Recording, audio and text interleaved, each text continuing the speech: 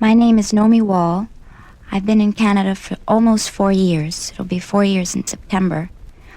I'm not here because I'm a draft resistor. I'm a girl. And my husband isn't a draft resistor either. I'm connected with the SUPA committee to aid draft resistors who've come to Toronto. What I really want to talk about is Canada, why I think I'll stay here and never really live in the States again, except maybe to visit for a while, and why I'm quite seriously considering becoming a Canadian citizen in a year when I've been here for 5 years. And it's not that I've alleviated any guilt really by living here, because as an American citizen, I think that's with me all the time. When you grow up in the United States and go to school through the 12th grade, the kind of education you get is really geared towards brainwashing you in a very, very subtle way. It's got a lot to do with national identity, I suppose, and this sickening feeling of superiority. I myself wasn't involved in that kind of family situation where we had American flags waving in the backyard. But even now, my mother, who's a fairly progressive and liberal-minded woman, finds it difficult to shake off a lot of the brainwashing that she got when she was in high school. Canadians really don't know anything about this kind of brainwashing, and your role changes completely. Boys who come to Canada to settle find themselves being expected to play entirely different roles. The success story isn't the same. The Canadian dream, if there is one, has absolutely nothing. It doesn't compare at all with the American dream. And it just isn't the easy thing that the critics of these boys think it is. It's a very, very difficult thing to actually call the whole basis and structure of your life a lie. I've been in Canada now for 6 months, and I find that while Canada is not so different culturally from the United States as many foreign countries are, there are a great many differences. The Canadian people, for one thing, are very friendly people, and they will go out of their way to help one. Life is a little more relaxed, especially in Toronto, a little less hectic. It moves fast, but not quite as nervously as it moves in many places in the United States. Canadians also seem to have a somewhat less vested interest in their own imagery. They don't seem to be struggling to uphold the images that they've created for themselves, about themselves, and for their country, as, again, many people in the United States seem to be doing. I find the people very friendly for the most part.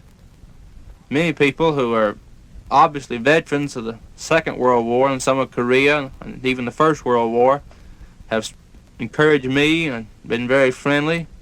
I find most people, if they're not friendly, they're indifferent. Very little hostility have I noticed. Most of the discrimination that I have encountered has been the simple reason that, unlike the majority of my fellow draft resistors or draft dodgers or whatever you'd like to call us, is that I don't have much of an education, and having to compete for unskilled jobs, it's been pretty rough economically. And if I should be unable to keep supporting myself in Canada, I would have to go back. It would be probably the two main reasons would be either inability to support myself economically or a failure of bad health. I can say this, if I did have to leave Canada, my heart would remain here.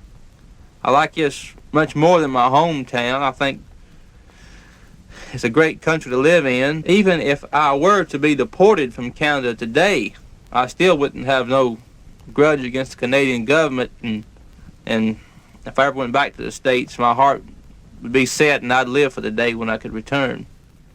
When I first came to Canada, I was very nervous, almost paranoid, because living in the United States makes one paranoid. One has to be in order to survive. But when I landed, and when I got through, and when I realized I'd gotten through safely, I was struck by a great, wonderful sense of freedom, because for the first time in many, many years, I realized that I was free to go to school or not to go to school, to join an army or not to join an army, to be myself or not to be myself, that is, to go out into the business world, without having the draft hanging over my head. It's hard for a Canadian, or anyone who doesn't live in the United States for that matter, to realize what life is like when you're always pursued by the draft.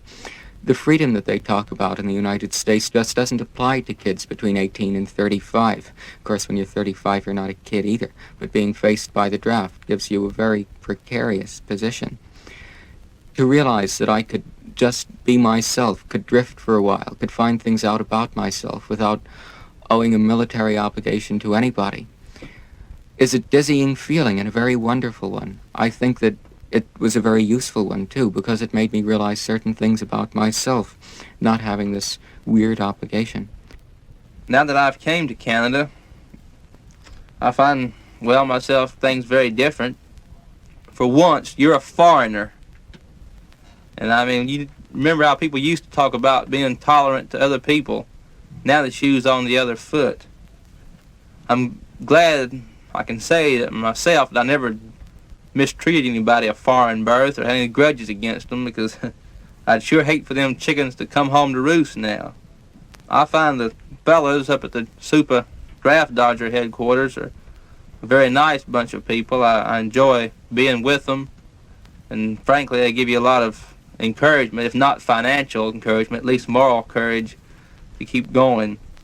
I think the Canadian people are a very tolerant group as a whole. I haven't noticed discrimination against me, or none of my fellow draft dodgers has ever told me of being discriminated against. Naturally, there is some. There's bigots and that type of people anywhere you go.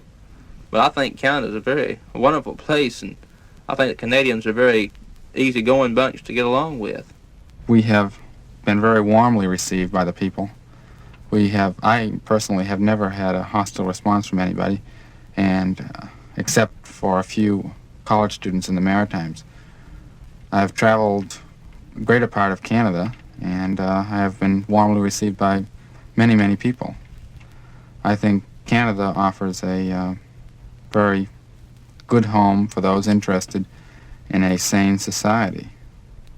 And although I've only been in Canada for 7 or 8 months, it very much has become a home for me, and I'm very thankful to the Canadian community for accepting me for what I am.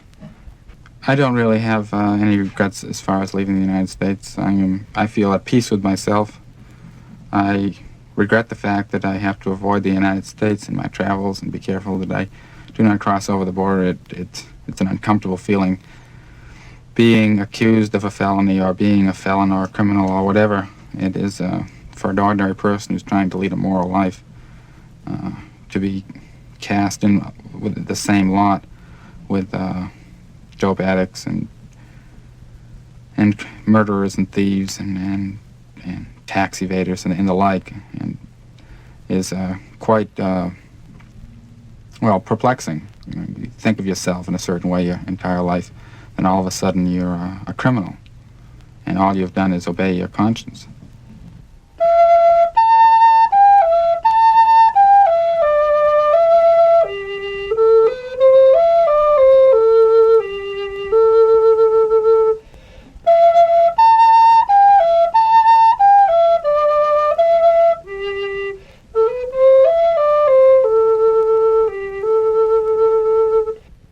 My name is John Pocock, and I'm much older than the voices that you've heard on this program before. I have a daughter of about the same age as the young men that I've been counseling. I am a member of the Society of Friends and also deeply involved in many actions, direct actions, in the peace movement. And so when this opportunity came along to help these young men in trouble, I was eager to do it. And I found it a very rewarding thing. Since I have been doing this, I have made many new young friends and hope that I've helped them somewhat. As Jack says, my husband just said, this is one of the most rewarding things that we've done. We've worked many years in the peace movement, and now we really feel that we can do something to help human beings to resist the war. I have great admiration for most of these boys, and I feel very sorry for their country that they have to leave it. One of the things that strikes me about them is how disillusioned they are with the ideals they've been brought up to believe in. and suddenly they find themselves in a situation in which these ideals are no longer workable. After being brought up to be kind and generous, to think of the weaker people, and to be honest, suddenly they're expected to go and fight this cruel war against weaker, uneducated people. It's a very sad thing when young people feel they have to leave their country. It's a sad thing for the country. It's hard for them. At no time did we think that it was wise to counsel them to come to Canada. This had to be their own decision. We merely counsel them on the immigration procedures and help them in some of their problems to make the transition much easier. There are quite a few differences, although we have thought for many years we were very like the States. I'm beginning to find myself that there are many differences. In fact, I think we're one of the freest countries in the world now, and I'm very grateful that I live here and am able to do the work we've been doing. I think one thing we have to remember is this is not a new thing. This has been going on for quite a while. During the Revolutionary War, there were Americans that came up here to escape fighting and also because they wanted to still remain British. And these we call United Empire Loyalists, you call Tories. And during the Civil War, many people came up here to escape fighting. There's a place in New Brunswick called Skedaddle Ridge, which was settled by Americans who came over to New Brunswick to escape fighting in the Civil War. So it's nothing new, this give and take between our countries. And I'm sure that Canada will be much better and stronger and more likely to remain free, having these young Americans join us. Yes, I agree with you. There's also been a two-way traffic between people who want to fight wars. In both the First and Second World War, many Americans came up to join with Canadian forces before their country was involved. And of course there are Canadians right now, young Canadians who've gone down to fight in the American armies and are in Vietnam. In a democracy, you have to pick your own wars. You have to say no to Vietnam. And if not enough people decide that fighting in Vietnam is worth their own lives, then things like Vietnam simply would not occur. I think that the highest duty to your country is to obey what you yourself say deep inside of you. To obey a country's laws, to obey the very surface of a country, is not to obey what the country stands for. What a country stands for can only be learned by experience, not by reading a law book. What a country stands for is always changing, is always has to be created by the men who are in it at the present time. We draft resistors carry a new world deep inside of us. This new world is not that alien from the America of old. It happens to be very alien from what the United States is at the present time. But to act on this new world, to make it into the America of the future, is, I think, the highest thing that can be done by draft resistors, or anyone else for that matter.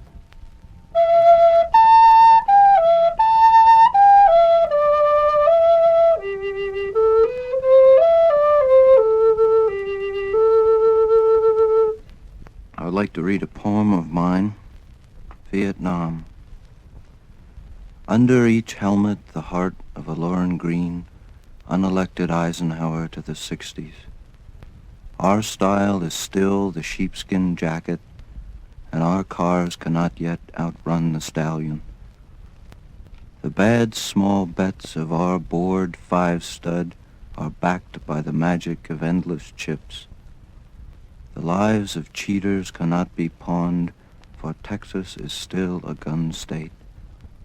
In the last hand, myths are mortgaged as houses. Our West can never be finally won. Oceans can't stop it. And the newsmen have all but forgotten the Indians.